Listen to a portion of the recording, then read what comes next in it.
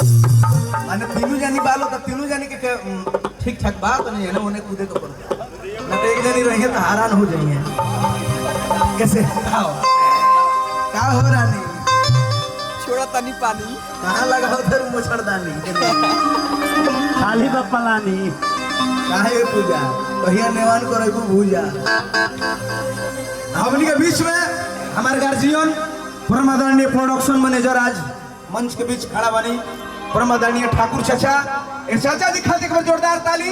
हम ये ना बड़े बड़े कलाकार सब लोग प्यार दुलार दिला, एक बार जोरदार ताली हो जाए। हमारे छोट भाई प्रदीप सिंह कैमरामैन जो कैमरा हमारे जो सब वीडियो कर लेंगे तो खातिर ताली बाजे।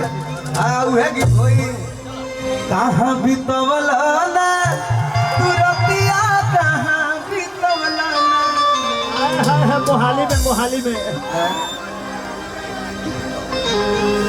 लेकिन हम चाहे कि रोल शांति बनाए तब लोग गाए। हाँ लेकिन एक से पहले लोग